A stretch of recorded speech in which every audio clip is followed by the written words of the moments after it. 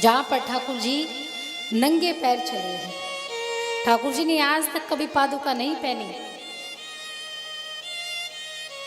ठाकुर जी ने जो पहली अपनी गोचारण की लीला की थी वो आज के दिन की थी। आज कौन सा दिन है? गोपाष्टमी। कार्तिक मास शुक्ल पक्ष और अष्टमी तिथि। आज के दिन से ठाकुर जी ने गौ चराना प्रारंभ कर दिया था। इस दिन को कहते हैं गोपाष्टमी। और कितनी सुंदर बात है, आज गोपाष्टमी का दिन भी है और ठाकुर जी गाय चराने के लिए ब्रज में भी घूमेंगे नंगे पैर।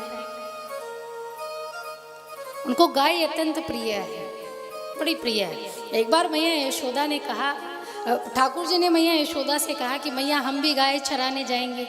माँ यशोदा ने कहा लाला तू भी छोटा है, अभी गैया चराने नहीं जाएगा।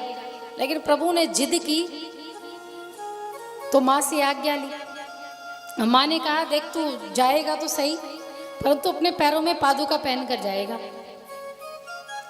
कांटे हैं चुभ जाएंगे। भगवान ने कहा कि अगर मैं पादुका पहनूंगा तो जितनी सारी गाय है ना ब्रज में उन सबकी भी पादुका बनवाओ, मैं फिर गौ चराने जाऊंगा। माँ ने कहा अरे लाला कहीं गाय भी जूतियां पहनती पादुका पहनती, वो पादुका नहीं पहनती। तो बोले मैं भी नहीं पहनूंगा।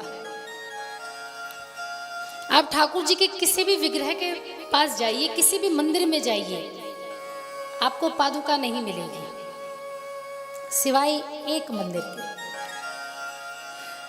रसखान जी ने पहनाई है पादुका ठाकुर जी को।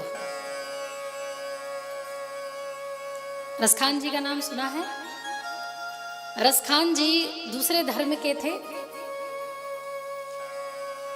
देखिए जब व्यक्ति में भक्ति और लगन आती है तो समय निश्चित नहीं होता, कब भक्ति और कहाँ आ जाए ये ऊपर वाला ही जानता, उसी की लीला है कि कब वो अपने भक्तों को अपनी राह पर चला दे। रसखान जी ऐसे ही पान की दुकान पर चलते चलते गए थे महाराज, पान खाने की पान की दुकान पर गए। केवल चित्र को देखा था रसखान जी ने ठाकुर जी के, केवल चित्र को, लेकिन पैरों में पादुका नहीं थी। रसखान जी ने पान वाले से पूछा भैया ये फोटो किसकी है, ये चित्र किसका है? बोले ये बिहारी जी का चित्र है। बोले देखो जो ये जहाँ खड़ा है ये पथरीली जगह है, कि इसको चुभते नहीं होंगे पैर? कितने कोमल पैर है, कितने सुंदर पैर है, तो ये जमीन तो इसको चुभती होगी ना। अब पान वाले से इतने प्रश्न रसखान जी ने किए, इतने प्रश्न रसखान जी ने किए कि पान वाला हो गया परेशान कि तुमने इसको पादुका क्यों नहीं पहनाई, इस बच्चे को ढूंढो पादुका पहनाओ, इसको बड़ा दर्द होता होगा, इसको छाले पड़ जाएंगे इसके पैर में। पान वाले से रसखान जी कहे। अब पान वाले ने कहा भैया अगर तुझे इतनी ही चिंता है तो इससे अच्छा तू ही पादुका पहना दे, ढूंढ इसको, तू पादुका इसको पहना। रसखान जी के मन में ऐसी बात बैठ गई महाराज कि रसखान जी ने ठाकुर जी को ढूंढ लिया, बिहारी जी को ढूंढ लिया। अता पता ढूंढ ढूंढ कर महीनों तक तो घूमते रहे, नंगे पैर घूमते रहे, न खाने की सुध, न सोने की सुध, न पहनने की, न स्नान की, किसी चीज की सुध नहीं। लगन क्या थी कि उस बच्चे को ढूंढना है, भगवान को ढूंढना, उसे पादुका पहनानी है।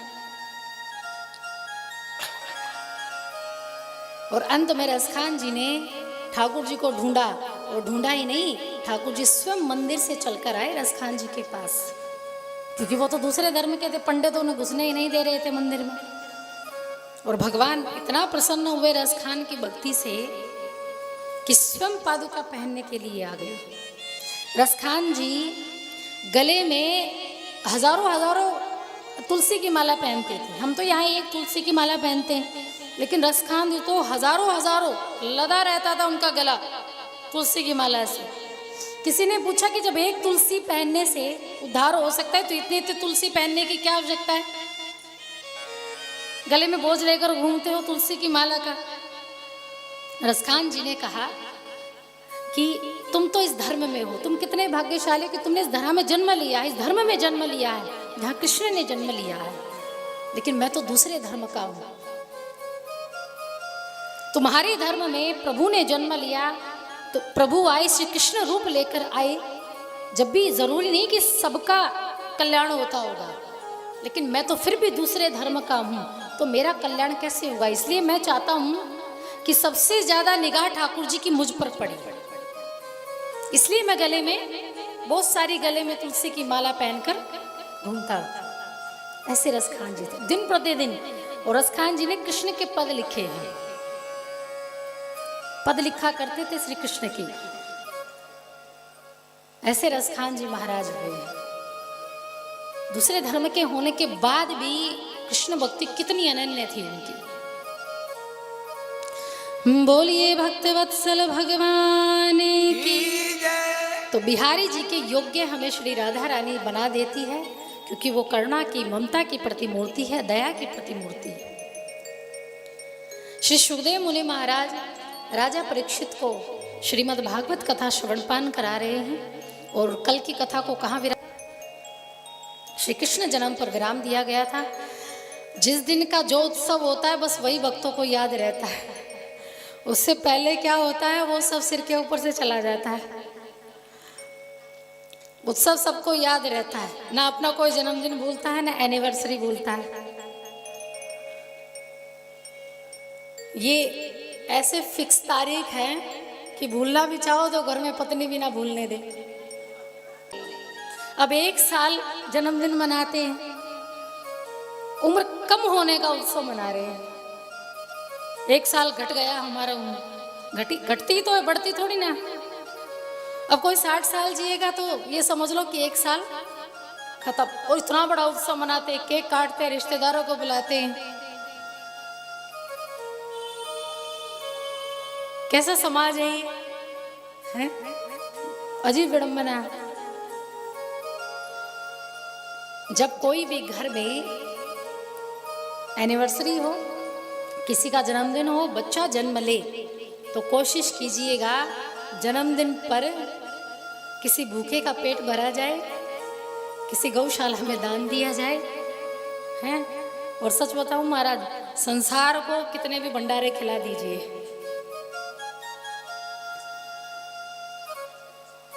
शादी ब्याह में इतनी भीड़ इकट्ठी होती है ना, रिश्तेदारों की, अपनों की, पड़ोसियों की। भोजन करेंगे, खूब ढूस ढूस कर खाएंगे, और बाहर जाकर क्या कहेंगे, सब्जी में नमक तो था ही नहीं, टेस्ट नहीं था, लगता है हलवाई पता नहीं कहाँ का बुला कर लाए थे। हमारे उस हलवाई को करते तो इतना टेस्टी खाना बनाता। कमियां छांटने लग जाएंगे, करा धरा है सब समाप्त, खत्म। तो काम, इसके मन के विकार खत्म हो जाए, तन की, इसके मन के विकार खत्म हो जाए, तन की, तन के विकार खत्म हो, इसके जीवन में कभी बीमारियों का आगमन ना हो, ये मानिए।